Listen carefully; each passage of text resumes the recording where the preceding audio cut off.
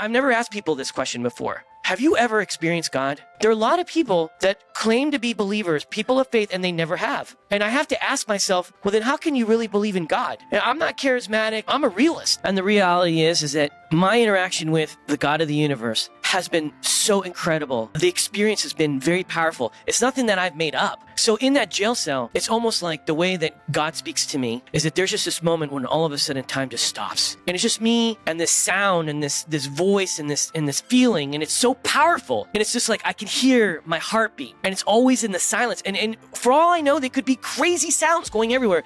But for that one moment, boom, I just hear and feel this. And I don't know how to explain it, but it's here and it's here. And it's almost like nobody can see it but me.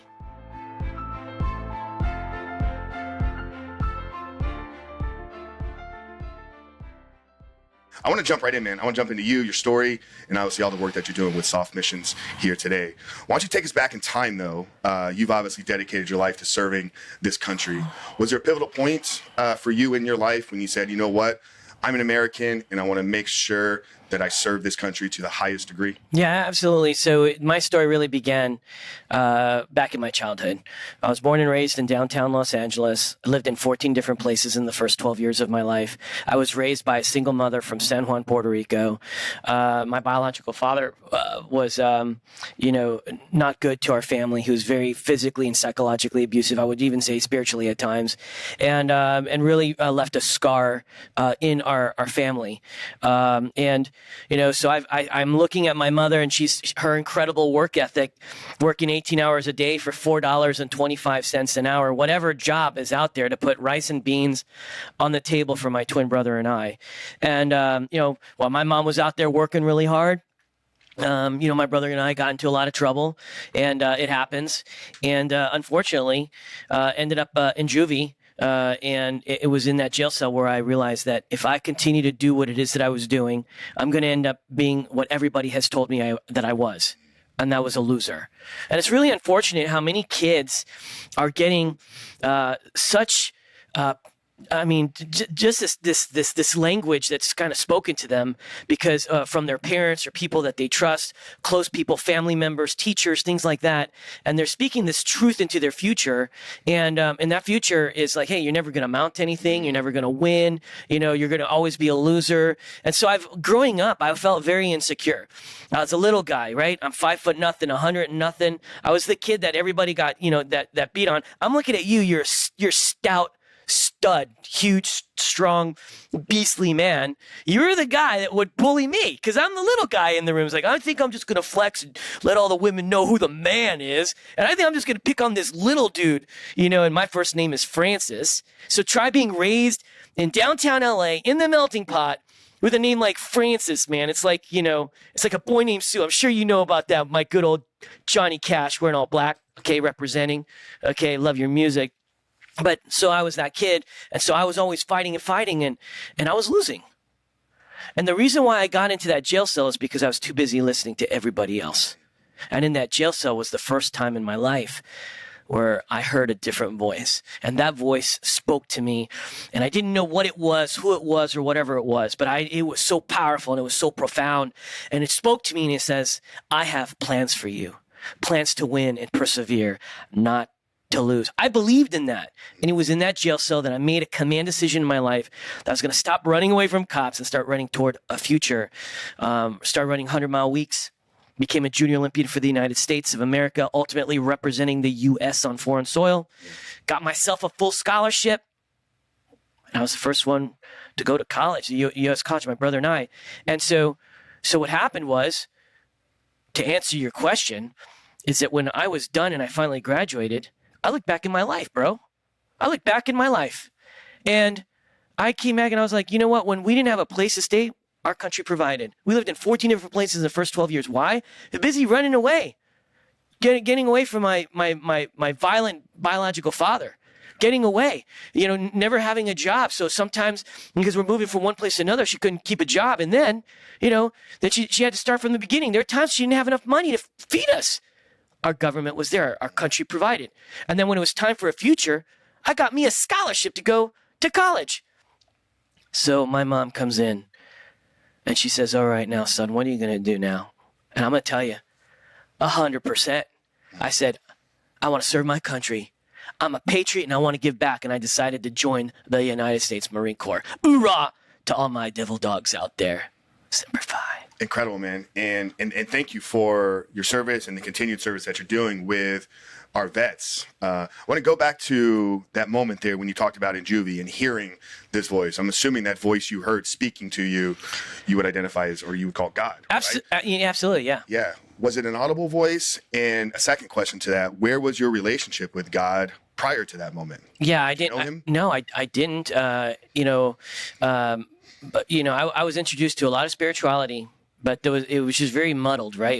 It was muddled, and just kind of looking back, the concept of God was real. The concept of God, I believed, and just in true fashion, as we will talk a little bit later on this podcast. But it was later on that I realized that I knew who God was, but I never really embraced him as my master, my savior, my Lord, my commander. And I'm not afraid to ever share that on any podcast, on any platform, in any institution, right? It doesn't matter if you're conservative or you're liberal. Like, I think that there's a moment in time when the creation recognizes the creator. And then there's another moment in time when then the creation embraces the creator as one to follow forever, right? Yeah. And so for me, I didn't have a relationship before then. Now, you asked me, was it audible?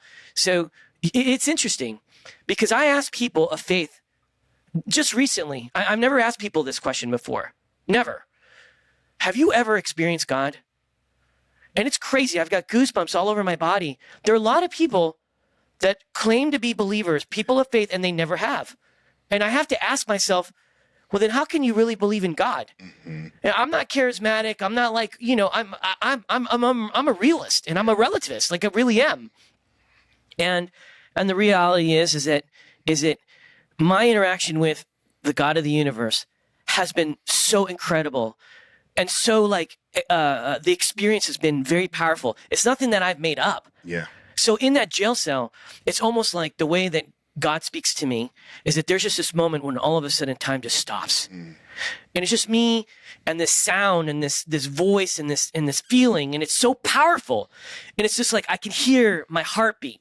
And it's always in the silence. And for all I know, they could be crazy sounds going everywhere. But for that one moment, boom, I just hear and feel this. And I don't know how to explain it, but it's here and it's here. And it's almost like nobody can see it but me. And I'm going to tell you something. Every time I've had those moments, and I've had a handful of them, everything that was spoken to me has come to fruition. It's pragmatic in nature. Can you imagine that? To say my relationship with God, and many times it's pragmatic, right? 1 + 1 does equal 2.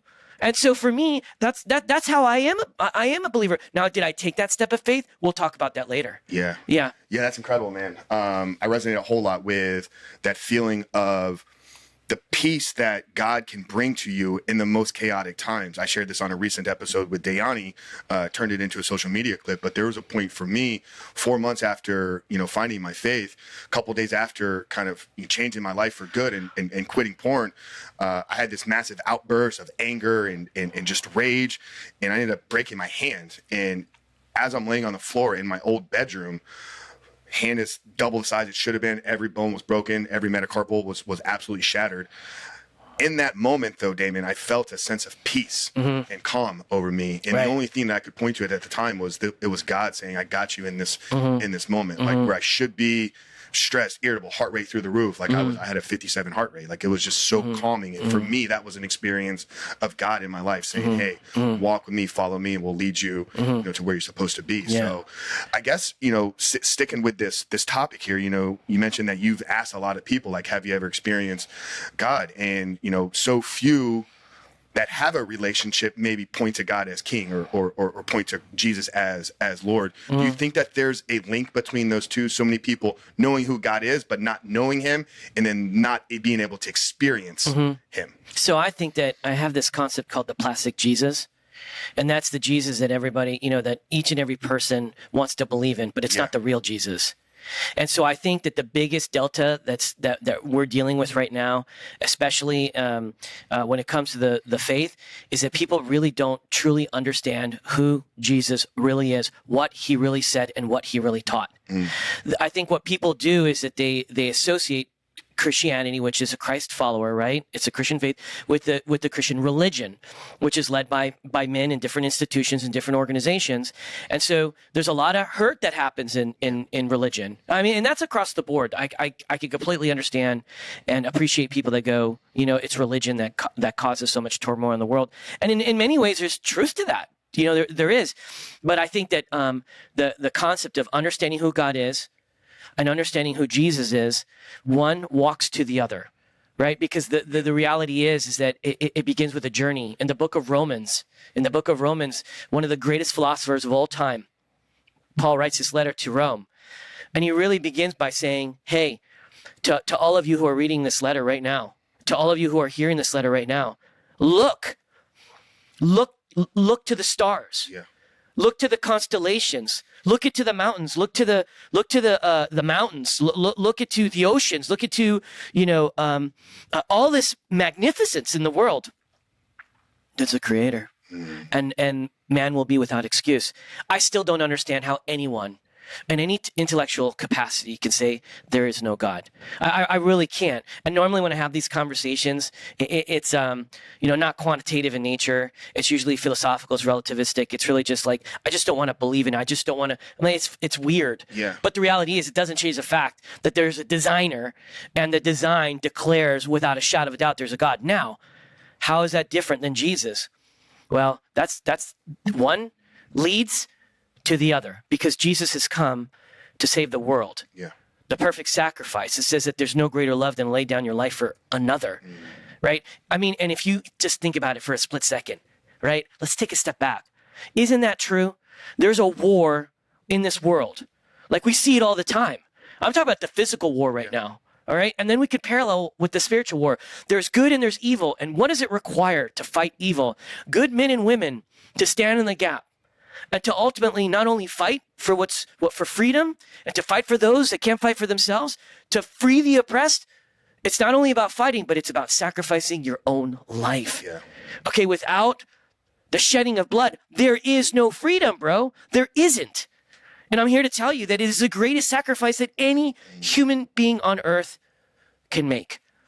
And the reality is that Jesus was the ultimate sacrifice. All the historical evidence points that there was this man who did come, right? This isn't even religious in nature. This is history. These are facts. This is anthropology.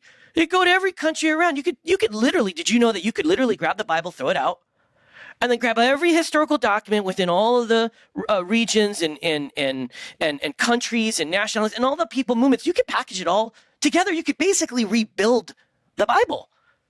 But why? Because it's a historical document with historical significance that radically changed and transformed the world. What happened in the first century? Anyway, I could keep going. No, this is all good, man. And obviously I want to get to some of, the things that war did to you, how that has shaped your views on faith, on God, on evil, and all that stuff. But I want to maybe push you here on something, if you're okay with it, that you said.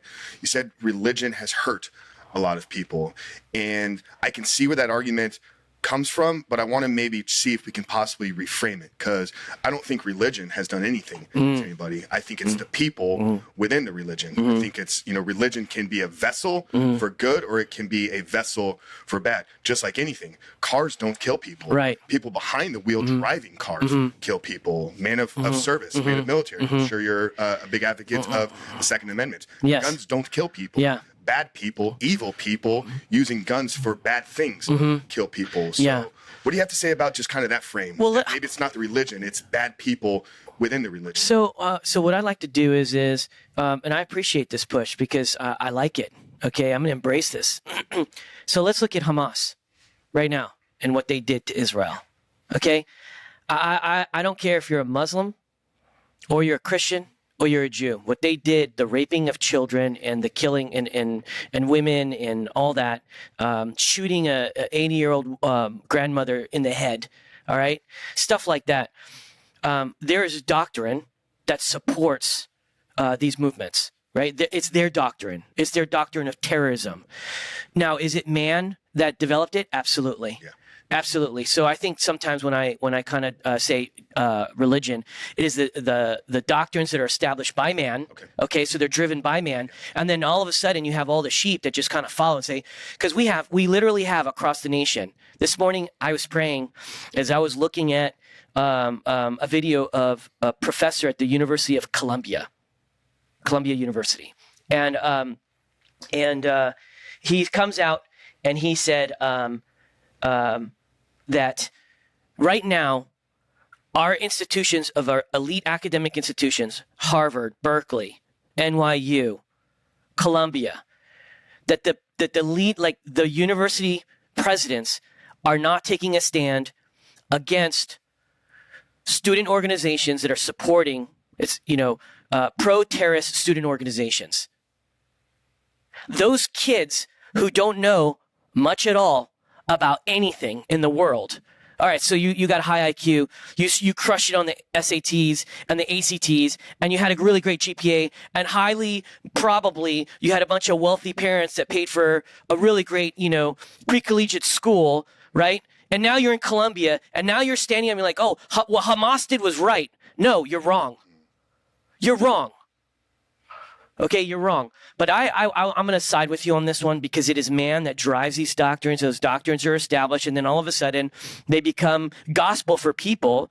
And now it's tainting the young minds and the people around the globe. Anybody who supports what Hamas did is absolutely wrong.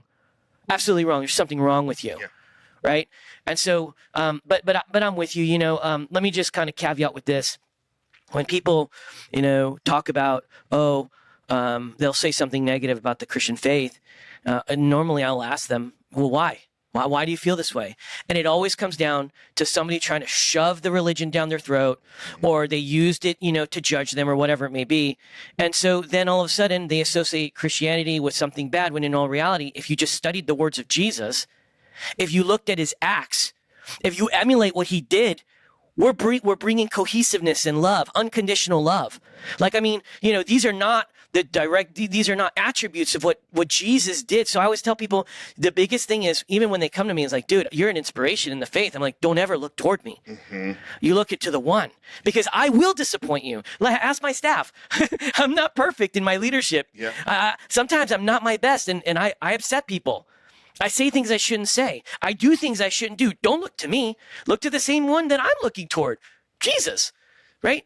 So anyway, but I love what you said, and it definitely. Yeah, and I think I'm an advocate of personal responsibility, and I would probably assume the same is for you as well. I think absolutely.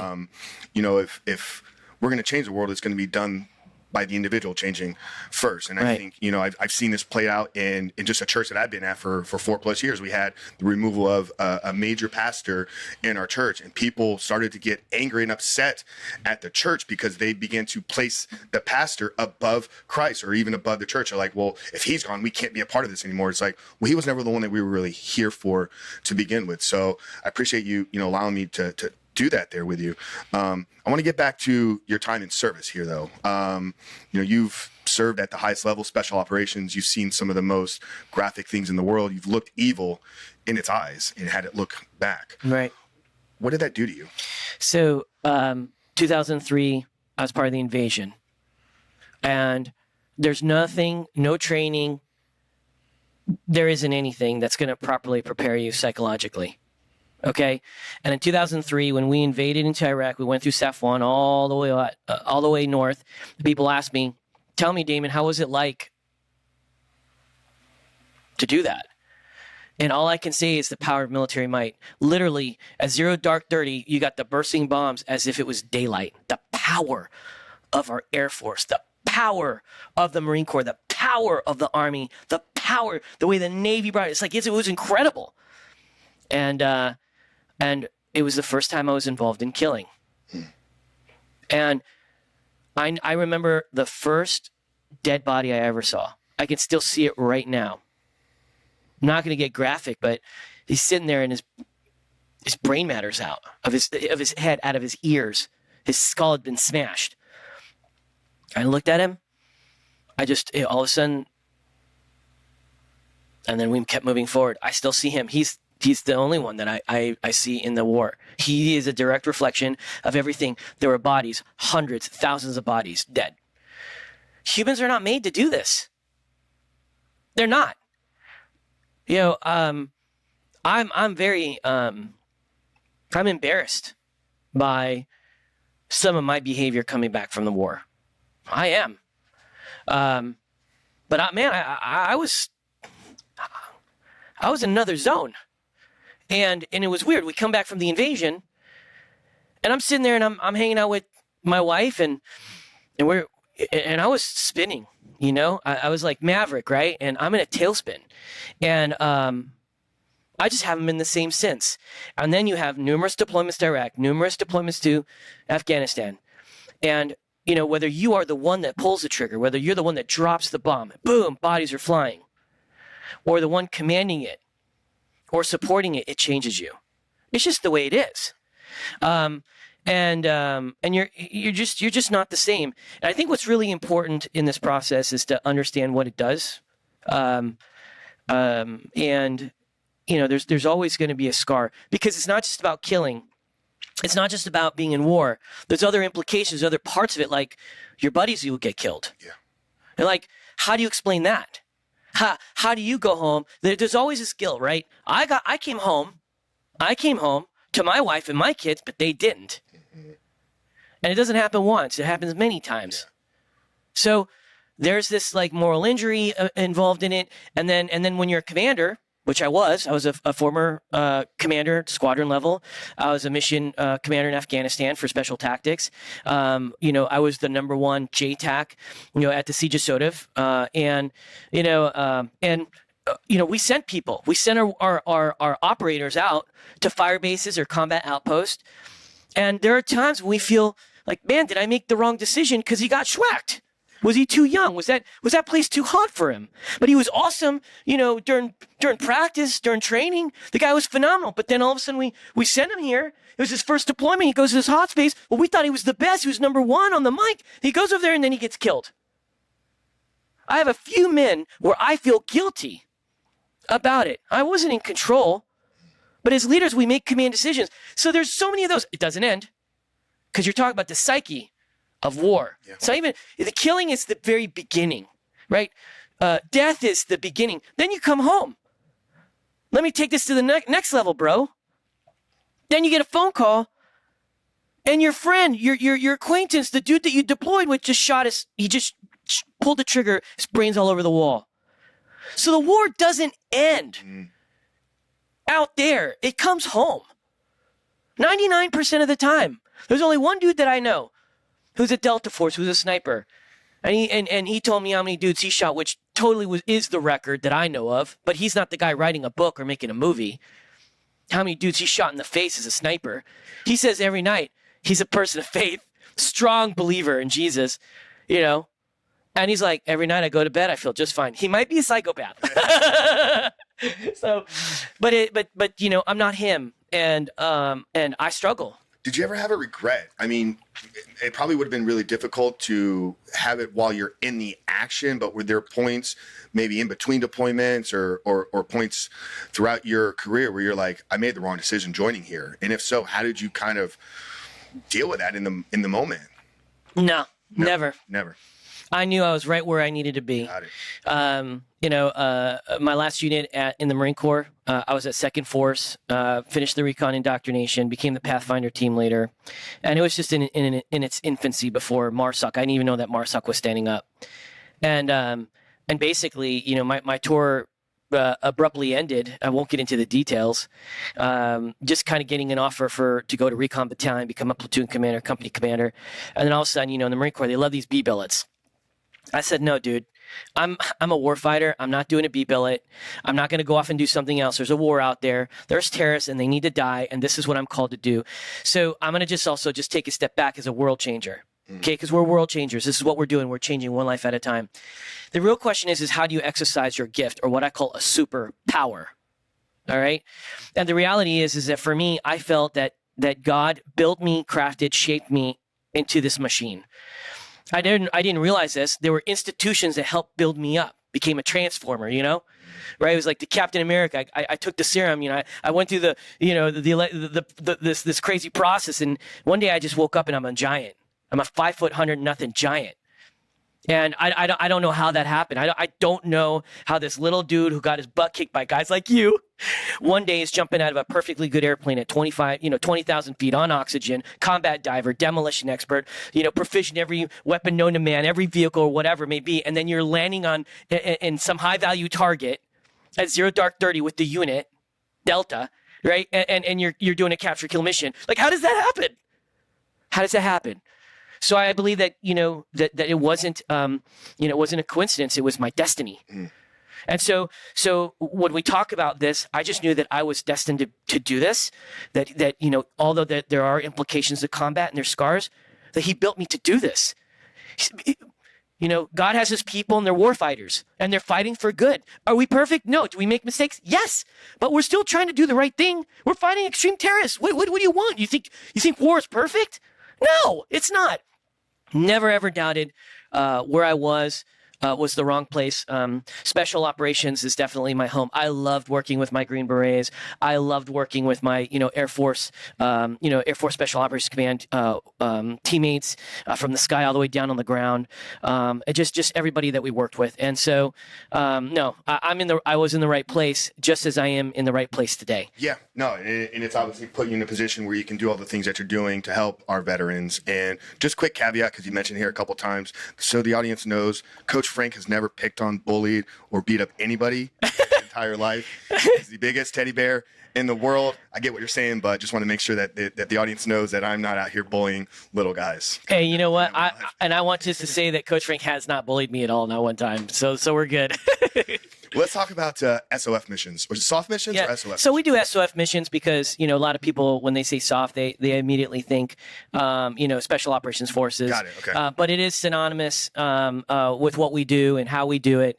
But it really represents shield of faith. Okay. That comes from the greatest philosopher, in the first century, Paul, who writes about what it's like to conduct war against an enemy that you can't see and how you have to properly arm yourself. And at the very end, that you are left standing when all the weapons that have been used against you, you're left standing in victory. Anyway, so it's the Shield of Faith SOF missions. Incredible. Well, let's talk about it, man. What's the origin behind it? What was the original call that you heard or felt, and what are you guys doing in the world today? So that's loaded. So I'm gonna do a 3-part series. I'm gonna say the first. Okay. Then I'm gonna pause, and then because then I'll be here I'll literally talk for 20 minutes. That's loaded. So what happened was, in 2010, that was where the trajectory of my life it went 180 degrees. I came back from a deployment. It was a 7-day combat operation, 72 hours specifically. We were in the heat, hundreds of Taliban and militia in the area, and it was a time where something was going on with me. We came in with 2 special forces teams, great combat controllers that were with me, and as the leader. The lead fires guy, I entered with General McChrystal, the commander of U.S. forces. By the way, General McChrystal, wherever you are, probably at Yale somewhere teaching another class, it was the greatest honor to fly in with you. I can't even believe that the lead general, the lead commander would literally get boots on the ground in the hottest place in Afghanistan, the Cornwall Death Valley. A super honor. And then, he's a true Ranger. Rangers lead the way. Anyway, so what happened was that was a time where I didn't think we were all going to make it, and I was having an existentialistic crisis. That was another time when I had a moment with God. I experienced God. He spoke to me in the fashion that I shared earlier.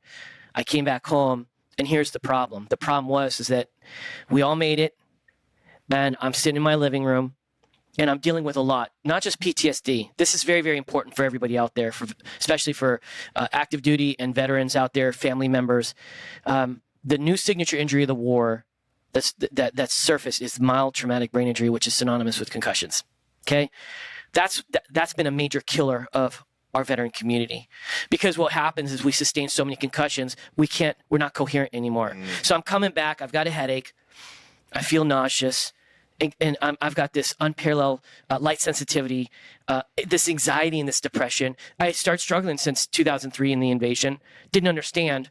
I'm this war machine, and now all of a sudden I just feel like I'm imploding. And there was so much pain. There was a lot of pain. And there was physical pain, there was psychological pain, there was emotional pain, there was cognitive pain. And I got to this point where I just wanted it all to go away. And I considered, killing myself. So over 20 veterans take their lives every single day, and I understand why they would want to do that. Is this world better off without you? No, it's not. I mean, that's the biggest lie in the world. Because you got a lot of people that love you and care about you.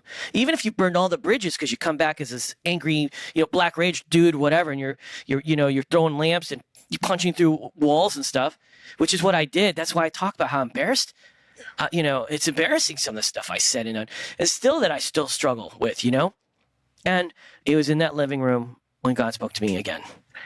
And I heard the same plans. And it was there where all of a sudden I said, God, if you're out there, I need help. I need help. I'm sitting there with my Glock 19 and it's loaded. I need help. And when nobody else is there, not a psychologist, not a physical therapist, nothing. Not a friend, not a family member. It's just God. And there was just a sense of peace. I put the weapon away, and it was the beginning where God just brought these amazing people around me. And it was all sorts of healthcare professionals outside of the Department of Defense. I didn't get care from my own, military. Like, I'm going to tell you, I critique hard, because commanders get upset when I'm on the air and I say, you guys aren't doing your job. You're not taking care of your wards. Well, I am. It's all lip service. It's all lip service, because all you have to do is look at the programs that they implement. Well, I implemented a program. Well, let's look at it. That your program stinks. You really think that this is relevant? You really think that this is good? No, you check the box so that you can get the next rank. Get out of here. And the reality is that's why I'm so passionate about this. So all these amazing healthcare professionals crowd around me, and they get me back on my feet. 1.5 years worth of care, psychological, physical, cognitive, social, spiritual. And then one day I wake up and I'm like, wow, I feel good. And then I get redeployed. And then in 2012, in the heart of Afghanistan, Bagram, God speaks to me again. SOF Missions. I call my wife from Bagram, Afghanistan. What do you think about standing up an organization that would take care of our warriors, man? That we wouldn't rely on anybody else. What would it look like? What would it look like if we created awareness of the suicide epidemic? What would it look like if we actually had programs, to help them, like real programs, because we care? That was the inception of SOF Missions. Bagram, Afghanistan, 2012. Boom. SOF Missions stood up. That's the first part. Yeah. So you're still active. Still active. I'm a mission commander for special tactics in Afghanistan. That's how it started. I was in war. I was in war fighting extreme terrorists, and I'm establishing an organization, an institution that's going to fight another war against suicide. You said something at the beginning that freedom is not capable without death. I mean, you and I are able to sit here today and do this because of the freedom that we experience in this country, because of guys like you that have put your lives on the line for us. Why was there a need for even another organization? Why hasn't this been addressed, handled? I don't want to over politicize this, but why are the veterans struggling? Like, what is missing? So I'm going to go with active duty, and then I'm going to go with the veteran. All right. And the reality is even when I was a squadron commander, when you're a leader, whatever level you're at, regardless, you don't have to be a squadron commander. You don't even have to be the senior enlisted. You don't. You're a leader when you take a step forward on this. When I'm asking for all the tools, in special operations, oh yeah, we'll give you a physical therapist. We'll give you a strength conditioning coach. We'll give you a nutritionist. Well, can I have a chaplain? We don't have the funds for a chaplain. So the spiritual component is not just as important as the mental health. So when guys are coming in and they're having these crises and they're asking real questions about what does God think about it, what am I going to do? I'm a commander. I share exactly what's on my heart, but I need troops that are devoted to the overall health and welfare of the warrior. And if the warrior values faith, then so should we, but I didn't get the proper support My commander at the time, the second year, not the first, my first commander, was amazing. Wholeheartedly supported. I started building the premier preservation of the force and family, a POTIF program under, an incredible commander. The second one along the way, not so much support. Not a big Damon Friedman fan. That's okay. And I didn't get everything I needed. There's a lot of components also that I feel like with the military, it's about now. So the POTIF program is about equipping you, like you come back from war, we're going to package you back up. Nice, strong, like an NFL athlete, right? Adrian Peterson. This dude was just crushing it. University of Oklahoma, go Sooners. We're crushing it, man. Great win against Texas. Again, so awesome. Venables, I love you. And then all of a sudden, coming back, I'm not getting the support that I need. And so I'm asking I'm asking the commander for everything, a full spectrum care. They're only going to give you the support that I need, that you need, that they need, so that you could go back out to war. But when you're in the veteran community, so fast forward, now I'm out. What is the veteran? What is the VA able to do? We're asking the VA to do a lot, and they're not equipped to do it. So we beat them up. Are there bad VA hospitals? Yeah, there are. You just look at the feedback. Are there good VA hospitals? Absolutely. I was at Haley's Hospital, the best hospital you're going to find in the VA. They took care of me. I was an inpatient there for 3 months, nine months outpatient, dealing with everything: mild traumatic brain injury, PTSD, chronic pain, insomnia. But what about the faith piece? I'm sitting there with my psychologist, phenomenal psychologist. I love you. Thank you so much for all the help unearthing this stuff that I buried. But the conversations about God were not answered. And half of my issue was moral injury. And that's a blunt trauma to the soul. So we're talking about all these pieces now. There's a lot of really great forms of rehabilitation. So what I did was this for SOF Missions, to build the most premier program in America. I went to Exos, the NFL Physical Therapy Rehab Center premier. Okay, they taught me what physical therapy, rehab, strength conditioning, nutrition. I met Dr. David LeMay, the best functional physician, physician that you're going to find. This dude is a stud.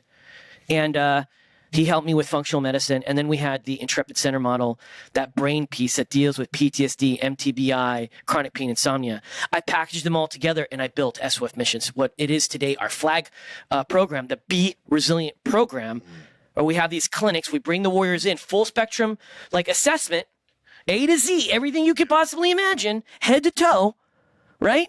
It's like bumper to bumper, baby. Right? Your fast car. What kind of car? If you were a car, what kind of car would it be? Hands down, what would it be? Well, I drive a Rubicon Gladiator, so I guess I'd have to say that's what it is. Okay, so let's talk about something fast.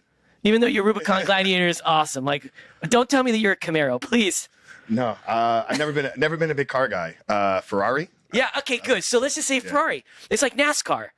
You have these cars traveling at 200 plus miles an hour. What we want you to do is we want you to get in, take a stop, man, and let the pit master, pit boss take care of it, bumper to bumper. Did you blow something? Tires, everything. Head to toe, not just the engine, baby. Not just the tires, not just making sure the aesthetics looks good. Everything. And that's what we do today at SOF Missions. It's the best, and it's NFL level. That's what it is. But let me ask you a question. I got all this care because I was, a trinket, I was, this little sexy little, whatever, this item, special operations. A lot of people gravitated to me because of that. But what about my Marines in Fallujah? What about my soldiers in Marja? They didn't get POTIF. They didn't get the care outside of the military because they're not special operations. Do they deserve less than what I got? No. And that's kind of our issue. And so we help all warriors that need the help. Yeah. And by packaging it under a not-for-profit, you guys are able to provide this superior level service, NFL quality therapy recovery. That's right. At a cost that's going to be doable for these guys that are not NFL income earners. Yeah. So here's the beauty behind all of it. It's free. It's free. Yeah. That's right. That's right, baby. Okay. So these are things like when we talk about mission, right? When I was in the military, I was issued equipment, I was issued gear, and then I received a mission. You're going to go to Afghanistan, you're going to go in this sector, and you're going to go and find these bad people, right? So my commander now is giving me a new mission, and he's providing the resources, the equipment, the supply so that I can conduct my mission. Our veterans already paid the price. And I'm going to tell you right now, I don't care what you did in the military. You sacrificed, And that's awesome. And you deserve the care. You do. You don't have to be the infantry up in the front line. You don't have to be a special operator jumping out of planes. Yeah. If you served, you put on that uniform, you sacrificed, and I honor you. And if you're struggling, you're hurting, I want to help. So for us, that's what we want to do. Yeah. Do you understand what I'm saying? 100%. Yeah, and it's free. It's 100% free. We have got amazing donors. We have amazing donors that believe in God, country, and veterans. Yeah. We've got great state representatives, senators. We have corporations. We got foundations. Private, people are like, hey, here's money. Go save another life. Now, you guys are headquartered here in Tampa. We're sitting in your office Yeah. right now here in Tampa, Florida. Mm-hmm. Is this something that is exclusive to the city of Tampa? Have you gone outside of the city, outside of the state? Is it available in all 50 countries, or what's that kind of 50 countries. 50 states, I'm Well, sorry. well, Texas is its own country, and I think at this point California and New York as well. But Texas will stand up, stay strong. But anyway, it's in all 50 states. Okay. We predominantly serve Florida because Florida, Freedom, Florida, right? The majority of veterans live here. It's the second most populated veteran state in America. Oh, wow. It is. And soon, number one. There's 1.5 million veterans here. A lot of veterans are leaving California. Yeah. And you would assume that it was Texas. It used to be California, Texas, Florida, and Florida leapfrog Texas because people were leaving Cal. Yeah. So it was weird. We'll be number one. Shout out, Ron. Yeah. Governor DeSantis is making it very easy for veterans to come and live a good life in the state of Florida. Yeah. Now, when you say full spectrum, would that I guess be synonymous with holistic? Our approach to helping them with pornography addiction is a fully integrated, holistic approach. Right. And why I took that route is we briefly talked about it at the beginning. I think we did that not before we hit record, but the church is not solving the problem. That's right. Yeah. In and of itself, it is doing a horrible job. You look at the data, the research, 57% of pastors are struggling with issue by themselves. So there's a part Interesting. taking Didn't a know that. purely faith-driven approach. Then you have some great organizations out there that are purely scientific. Right. So like they look at the brain science and say, Right. we're going to go this route, absent of any spiritual components or absent Right. of any real soul work for the individual. So what we've done is we've taken the science, we've taken the fitness, we've taken the faith, we've taken the relationships and integrated that into a holistic recovery program. When you say full spectrum, is that kind of the approach that you're taking here with SOF? So I want you to remind me about the church part because that part's very important to me. It's another reason why I'm doing what I'm doing, and also the scientific part, which is another reason why I'm doing what I'm doing. But full spectrum, to answer your question, is yes, it's psychological, it's physical, it's cognitive, it's social, it's spiritual. So when warriors come to our clinic, when we fly them in, drive them in, right, we pay for even the transportation, like we take care of that. You have psychologists, social workers, licensed mental health counselors that specialize in whatever it is that they're struggling with, physical therapists, acupuncturists, chiropractors. We have, we do strength conditioning. We have coaches. We have nutritionists. We have adaptive golf therapists. We have Brazilian jiu-jitsu. We have, experts that deal with not just PTSD, but mild traumatic brain injury, cognitive therapists, chronic pain, insomnia, moral injury. And then we have spiritual leadership. We have that piece. And every warrior tries everything. And we tell them, you're going to come into the program, regardless of religion, regardless of what you believe, regardless of culture, regardless of, whatever it may be, regardless of branch of service, whoever, you're going to try everything. And then when you're done, we're going to give you a follow-on care plan, and we're going to take care of you for 1 whole year. You get to choose what you want. Yeah. You get to choose. If you don't want the physical therapy, that's on you. We told you what you need. And we had the best doctors. We got our physical therapist is the Tampa Bay Lightning. Shout out to you, bro. Thanks for taking care of our team. Like we've got some studs to take care of our people, and you get to choose what you want to do. So we build the plan, and then it's on you. You have to you have to accept the accountability. You have to take responsibility and all those things. That's full spectrum care. Let's jump to what you said about the church. Bothers me.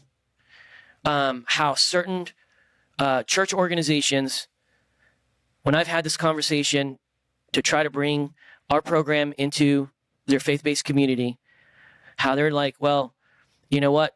We're not really believing too much in science. We're just going to believe in the faith.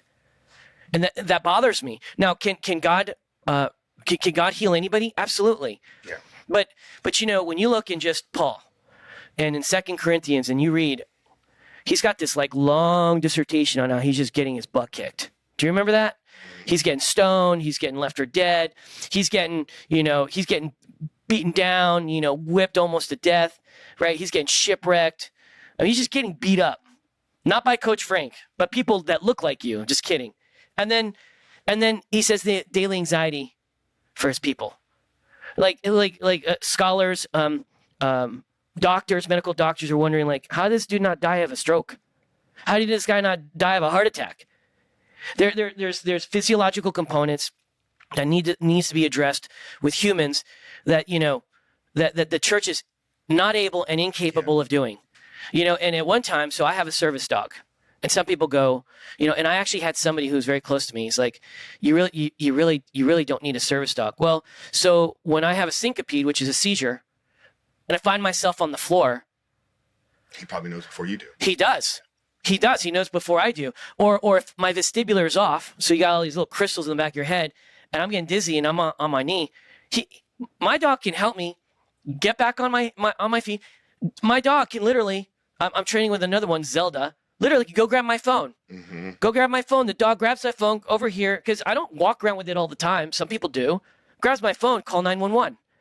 So it's just pure ignorance. Yeah, people are really ignorant, man. That one has always gotten me, man. That you can only have science or faith or the religion, right? And like, if we think about what science is we're searching for truth. We're searching for the ultimate truth scientifically. But in order for that to exist, shows that there's got to be an original creator of whatever that is, because you can't have truth out of chaos. Right. Like, there's got to be an original creator. Kind of gets back to the intelligent design conversation they were having here at the beginning. So we provide full spectrum, and the faith component is in it. Just as well as the psychological piece, the physiological piece, the cognitive, social, all those, and it's because humans are made of mind, body, and soul, and we're made to commune. And we broke off the physical piece to the brain, which is a common, it's a trend now, because it's very important when we say physical fitness or physiological care. Well, a lot of people don't really think about the brain. They think about, your arm, your back, your neck, or whatever, carrying the rucksack, and now my back's all messed up, or a bad jump. So cognitive is what's kind of communicating the brain component. Yeah. Now you mentioned that the biggest issue that these men or these warriors are facing is not the PTSD anymore. It's actually the mild traumatic brain injury. Yeah. So I guess the question arises here: if the brain is injured, what healing is actually taking place? Like, do you ever get to the point where you are fully healed from the brain injury, or this is why there's got to be this continuous care that's kind of like you now this is just a part of your lifestyle? Like, you're not healing the brain damage, are you? Yeah. So I have something called post-concussive syndrome. Okay. And that's from chronic. It's multiple mild traumatic brain injuries without healing it. So you're in war. It is what it is. You drop a 500-pound bomb and you feel the effects. Yeah, absolutely. Right, and then all of a sudden you got a heart helmet on. Your skull is now bashing up against that healing. Well, it's just the shock. But even this, but people don't understand. So when they think of, it's synonymous with concussions. MTBI, mild traumatic brain injury, is synonymous with concussion, and you can literally get it just by being in a gunfight, and the rounds are just going, and then the sound, literally, just a vibration in your brain. You do that for hours, especially when you're next to a machine gunner, or you are the machine gunner, or you have a 50 cal machine gun, Magoose, which I'm telling you, when that thing goes off, it's like dong, dong, dong, dong, dong, dong, dude, everything explodes. Yeah. You do that, your brain is inflamed. The brain needs time to rest. You can't do it in combat. I get it. But then what happens, like what I did, was you go from one mission to another when, honestly, I sustained some concussions. I needed a rest. The brain needs to rest. It needs to get into a cold room. It needs to be in a dark room. The sensory's got to be down, and you got to let the inflammation go. And honestly, you can recover with MTBIs. You have too many of them back to back to back. You're into football. Did you remember last year with Tua? Do you remember how he's a Miami Dolphins quarterback? He got hit, and then he shook it off, and they're like, "Oh, he's fine." And then the next game, he literally just gets tapped, like tapped, and then he seizes on the ground, because whatever happened was he never recovered from the mild traumatic brain injury, never, and so they failed. Right? Great coach, by the way. The coach is a genius, right? Great coach, doing a great job. But we have to protect our players from themselves. He's a machine. I'm going to get back out there. I'm a warrior. No different than our veterans getting after it. Like, this is my war zone. This is where I belong. I need to be here to win. My brothers and sisters are depending on me. So the MTBI, you have to rest from it. And there's actually a protocol. Definitely on this link for this podcast, I want to make sure that the BeResilientTraining.com is on there, because that's where people can go to learn more about PTSD, MTBI, mild, and all these things and how they can heal. Yep. Okay, the BeResilientTraining.com, myself and one of the leading brain health physicians in this country built that education. It's the foundation of our clinics, and now we're propagating and helping not just veterans, military members and first responders, but athletes and people who've been dealing with concussions throughout their entire lilives. Yeah, I was going to say, it sounds like some of this work would easily be transferred over to post-NFL guys that play D1 at the high level. Absolutely. Just to get in front of these things that maybe are going to cause problems later on, but if they get into some therapeutic, some healing work, early on in their early 20s or mid 20s, it can really extend the longevity of their life and extend the overall quality of their life as well. So that's something really exciting. Yeah, we'll have that link down there to that training in the show notes for you guys listen here on the conversation. Yeah, so bringing things kind of, wrapping up here a little bit, obviously want to tell the audience out there where they can read more about it, learn more about it. Who is an ideal candidate? I mean, I know it's obviously for veterans, but who are the guys that are coming in? And I mean, where are they at, either in their journey, or who are you actually having success with helping? Yeah, so we deal with, honestly, so we have active duty. Those individuals usually will come to us because they don't feel like they're getting the care and what they need from their leadership. And that happens, and they can come for all sorts of different reasons. But the majority of our community are veterans.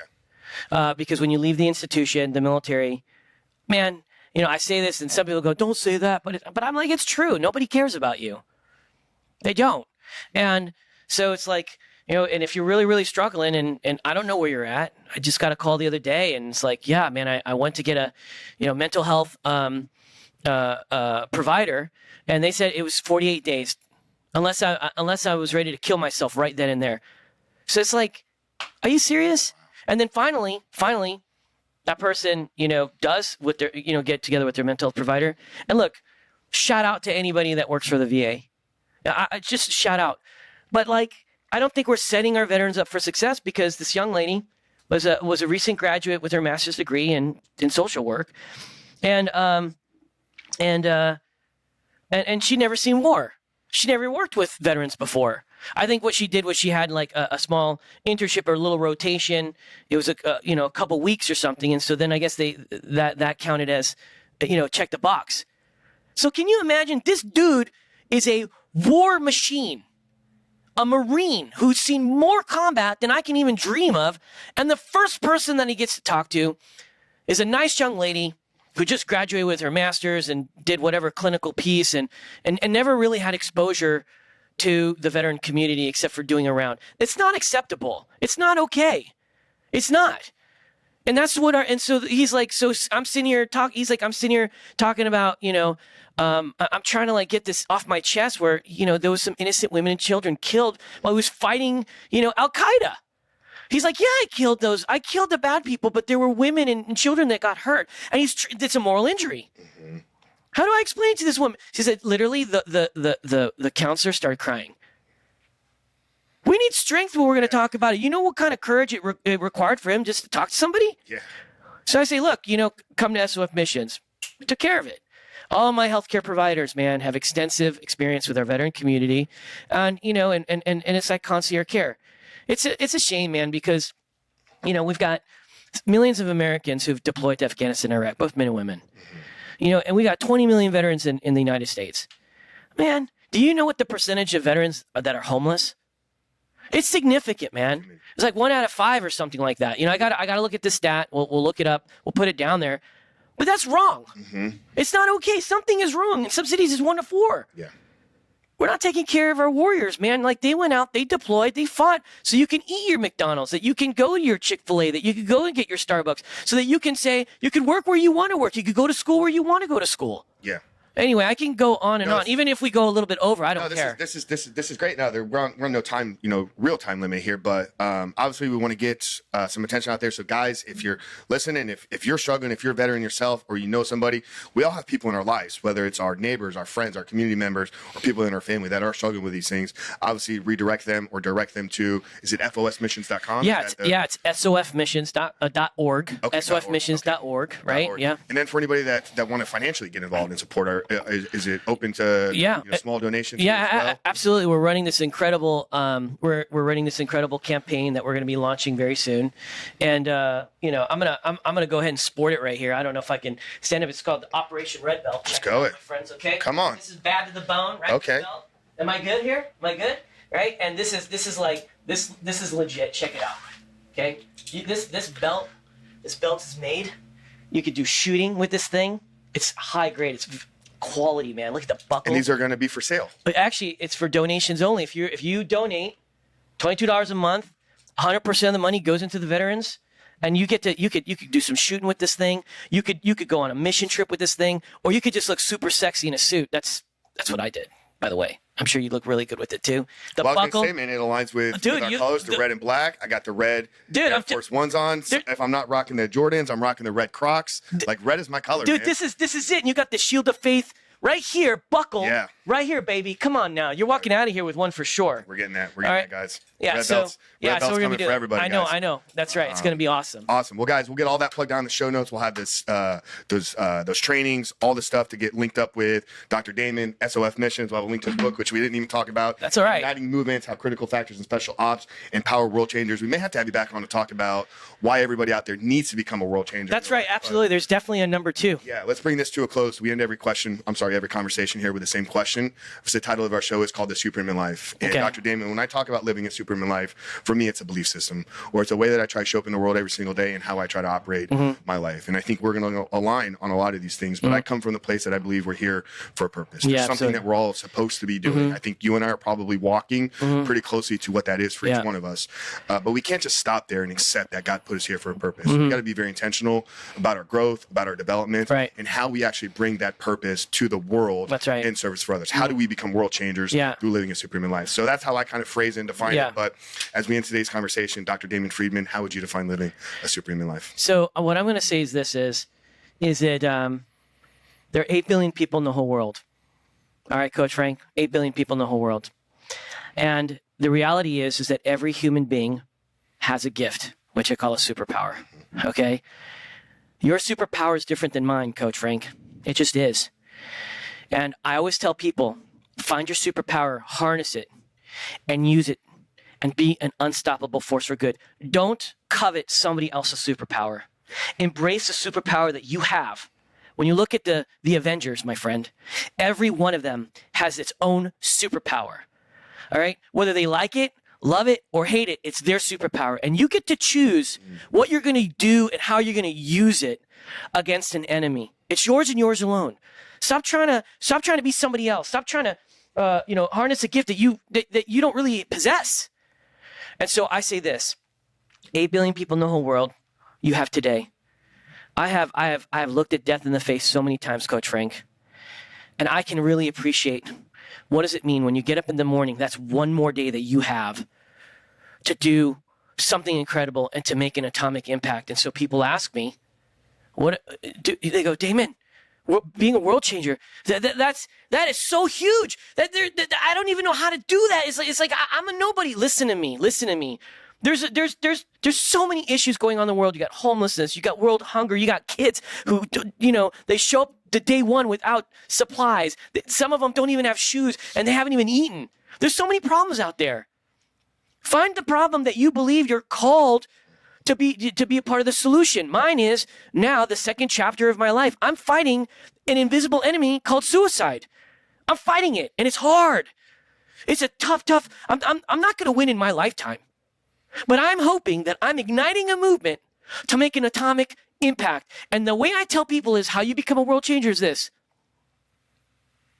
one life at a time. You change the world You become a world changer by changing the life of one life at a time. Figure what that is. Figure out what your superhero power is. Join an Avenger team and be an unstoppable force for good. Yeah, incredible, powerful. Guys, Igniting Movements will be linked down there in the show notes. If you're looking for a team of Avengers to jump on board with, jump on and support, SOF Missions is where it's at. We'll have that link down in the show notes. Dr. Damon, it's been an absolute honor today. True pleasure, man. Thank you so Absolutely. much. Guys, get out there, share this one as much as you possibly can. If you haven't done so yet, make sure to rate the show. But we love you guys. We'll see you next week.